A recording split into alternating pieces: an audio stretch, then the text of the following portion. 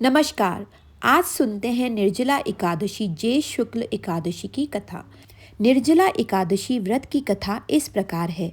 भीमसेन व्यास जी से कहने लगे कि हे पितामह, भ्राता युधिष्ठिर, माता कुंती, द्रौपदी, अर्जुन, नकुल और सहदेव आदि सब एकादशी का व्रत करने को कहते हैं, परंतु महाराज, मैं उनसे कहता हूँ कि भाई, मैं भगवान की शक्ति, पूजा आदि तो कर सकता हूँ, दान भी दे सकता हूँ, परंतु भोजन के बिना नहीं रह सकता।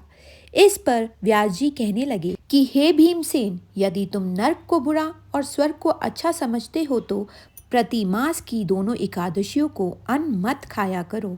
भीम कहने लगे कि हे पितामह, मैं तो पहले ही कह चुका हूँ कि मैं भूख सहन नहीं कर सकता। यदि वर्ष भर में कोई एक ही व्रत हो तो वह मैं रख सकता हूँ, क्योंकि मेरे पेट में व्रक नाम वाली अग्नि है, सो मैं भोजन के बिना नहीं रह सकता। भोजन करने से वह शांत रहती है, इसीलिए पूरा उपवास तो क्या, एक समय भी बिना भोजन किए रहना कठिन है। अतः आप मुझे कोई ऐसा व्रत बताइए जो वर्ष में केवल एक बार ही करना पड़े और मुझे स्वर्ग की प्राप्ति हो जाए। श्री व्यास जी कहने लगे कि हे पुत्र, बड़े बड़े ऋषियों ने बहुत शास्त्र आदि बनाए हैं, जिनसे बिना धन के थोड़े परिश्रम से ही स्वर्ग की प्राप्ति हो सकती है। इसी प्रकार शास्त्रों में दोनों पक्षों की एकादशी का व्रत मुक्ति के लिए रखा जाता है। व्यास जी के वचन सुनकर भीमसेन नरक में जाने के नाम से भयभीत हो गए और कांपकर कहने लगे कि अब मैं क्या करूं? मास में 2 व्रत तो मैं कर नहीं सकता। हाँ, वर्ष में एक व्रत करने का प्रयत्न अवश्य कर सकता हूँ। अतः वर्ष में एक दिन व्रत करने से यदि मेरी मुक्ति हो जाए तो ऐसा कोई व्रत बताइए। यह सुनकर व्यास जी कहने लगे कि वृषभ और मिथुन की संक्रांति के बीच ज्येष्ठ माह के शुक्ल पक्ष की जो एकादशी आती है उसका नाम निर्जला है। तुम उस एकादशी का व्रत करो। इस एकादशी के व्रत में स्नान और आचमन के सिवा जल वर्जित है। आचमन में 6 मासे से अधिक जल नहीं होना चाहिए, अन्यथा वह मद्यपान की तरह हो जाता है। इस दिन भोजन नहीं करना चाहिए, क्योंकि भोजन करने से व्रत नष्ट हो जाता है। बोलो विष्णु भगवान की जय। यदि एकादशी को सूर्य उदय से लेकर द्वादशी के सूर्य उदय तक जल ग्रहण ना करें तो सारी एकादशियों के व्रत का फल प्राप्त हो जाता है। द्वादशी को सूर्योदय से पहले उठकर स्नान आदि करके ब्राह्मणों को दान आदि देना चाहिए। इसके पश्चात भूखे और सपात्र ब्राह्मण को भोजन कराकर फिर आप भोजन कर लीजिए। इसका फल पूरे एक वर्ष के संपूर्ण एकादशियों के बराबर होता है। व्यास जी कहने लगे कि हे भीमसेन, यह मुझको स्वयं भगवान ने बताया है। इस एकादशी का पुण्य समस्त तीर्थ और दानों से अधिक है। केवल एक दिन मनुष्य निर्जल रहने से पापों से मुक्त हो जाता है।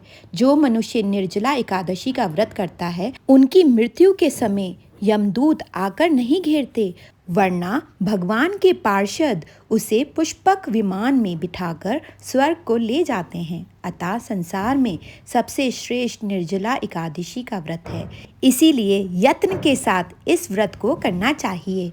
उस दिन ओम नमो भगवते वासुदेवाय का मंत्र उच्चारण करना चाहिए और गौदान करना चाहिए। इस प्रकार व्यास जी की आज्ञा अनुसार भीमसेन ने इस व्रत को किया। इसलिए इस एकादशी को भीमसेनी या पांडव एकादशी भी कहा जाता है। निर्जला व्रत करने से पूर्व भगवान से प्रार्थना करें कि हे भगवान, आज मैं निर्जला व्रत कर रही हूँ, दूसरे दिन भोजन करूंगी। मैं इस व्रत को श्रद्धापूर्वक करूंगी, अतः आपकी कृपा से मेरे सब पाप नष्ट हो जाएं। इस दिन जल से भरा हुआ एक घड़ा वस्त्र से ढककर स्वर्ण सहित दान करना चाहिए। जो मनुष्य इस व्रत को करता है उसको करोड़ों पल सोने के दान का फल मिलता है, और जो इस दिन यज्ञ आदि करते हैं उनके फल का तो वर्णन ही नहीं किया जा सकता। इस एकादशी के व्रत में मनुष्य विष्णु लोक को प्राप्त होता है। जो मनुष्य इस दिन अन्न खाते हैं वे चंडाल के समान हैं, वे अंत में नरक को जाते हैं। जिसने निर्जला एकादशी का व्रत किया है वह चाहे ब्रह्म हत्यारा हो, मद्यपान करता हो, चोरी की हो या गुरु के साथ द्वेष किया हो, मगर इस व्रत के प्रभाव से स्वर्ग जाता है। हे कुंती पुत्र, जो पुरुष या स्त्री श्रद्धापूर्वक इस व्रत को करता है उन्हें अग्रलिखित कर्म करने चाहिए। प्रथम भगवान का पूजन, फिर गौदान, ब्राह्मणों को मिष्ठान व दक्षिणा देनी चाहिए तथा जल से भरे हुए कलश का दान अवश्य करना चाहिए। निर्जला के दिन अन्न, वस्त्र, जूती आदि का दान भी करना चाहिए। जो मनुष्य भक्ति पूर्वक इस कथा को पढ़ते या सुनते हैं उन्हें निश्चय ही स्वर्ग की प्राप्ति होती है। बोलो विष्णु भगवान की जय। अगर मुझसे किसी भी शब्द का उच्चारण गलत हो गया हो तो मुझे क्षमा करिएगा। एकादशी व्रत का फल आपको ज़रूर प्राप्त होगा।